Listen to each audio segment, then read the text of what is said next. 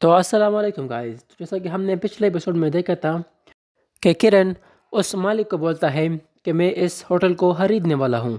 اور وہ مالک کچھ سوچتا ہے اور اپنے من میں بولتا ہے کہ کیا یہ میرے ہوٹل کو خریدنے والا ہے؟ اگر میں اس کے خلیے کو دیکھوں تو یہ تو ایک بھکاری ہے، اور اگر میں سوچوں تو یہ تو اس عزور مائنڈ ہوٹل سے بھی نہیں آیا ہوگا، تو پھر یہ ہے کون جو میرے ہوٹل کو خریدنا چاہتا ہے؟ اور پھر وہ مالک ہنستے ہوئے بولتا ہے کہ ہاں، تو ایسا ہے کیا آپ سچ میں میرے ہوٹل کو خریدنا چاہتے ہیں؟ لیکن اس میں ایک مسئلہ ہے، اور وہ یہ ہے کہ میرے اس ہوٹل کو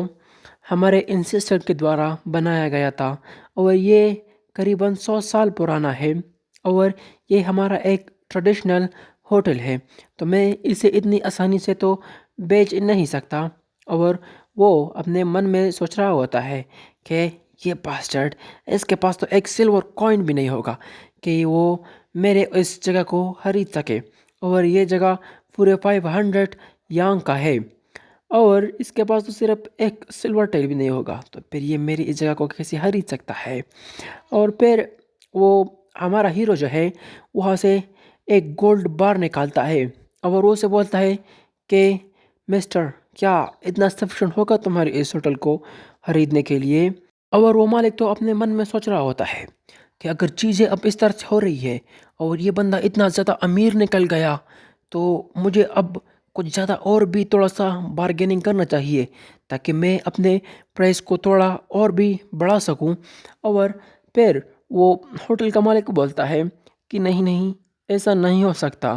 میں اپنے انسسٹر کو کیا پیسے دکھاؤں گا اگر میں نے ان کو بیچ دیا؟ اور دوستو، یہ ان اور ہوٹل دونوں ایک جگہ کا ہی نام ہے، اور ہمیں دیکھا جاتا ہے کہ اس مالک کے تو بالکل منہ میں لاڑ ٹپک رہی ہوتی ہے، اور وہ تو بہت ہی زیادہ خوش ہوتا ہے اصل میں۔ اور تبھی ہی ہمارا ہیرو ایک اور بھی گولڈ بار نکال لیتا ہے اور کہتا ہے کہ کیا اب یہ سفیشینٹ ہوگا تمہاری اس ہوٹل کو خریدنے کے لیے؟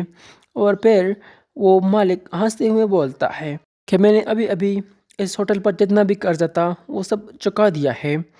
اور اب سے یہ اور اس میں جتنی بھی چیزیں ہیں، اب سے وہ سب کچھ تمہاری ہے۔ اور پھر سچ میں تو وہ ہوٹل کا مالک اپنے من میں سوچ رہا ہوتا ہے کہ کیا یار، آج کیسا بڑا مرغا پھنسا ہے یار، آج تو مجھے بہت ہی زیادہ پیدا ہوا ہے۔ اور ہمارا ہیرو ہمیں دیکھا جاتا ہے، اور وہ کہتا ہے کہ ہاں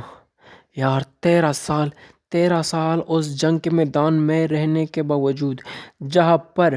کوئی بھی ایک اچھا گھر بھی نہیں تھا، ایک ڈیسنٹ جو سمپل گھر ہوتا ہے جس میں لوگ رہتے ہیں وہ بھی نہیں تھا، وہاں پر تو صرف اور صرف جھونپڑیاں ہوتی تھی، اور کچھ بھی ایسا نہیں ہوتا تھا جس میں ہم ٹھیک سے سو سکے یا ٹھیک سے بیٹھ سکے،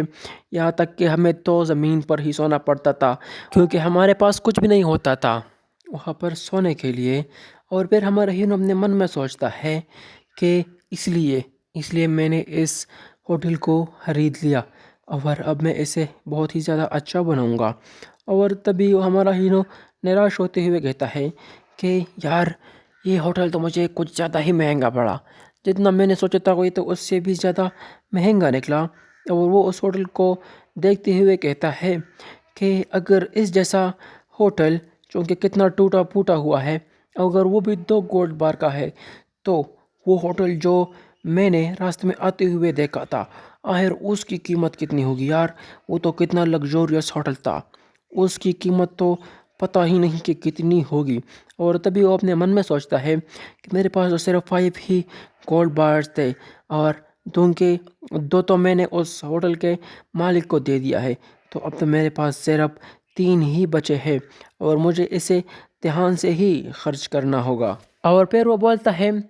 کہ چلو ٹھیک ہے، تو سب سے پہلے مجھے کیا کرنا چاہیے یار؟ یہاں تک کہ میں تو کبھی پہلے اس جیسے ہوٹل میں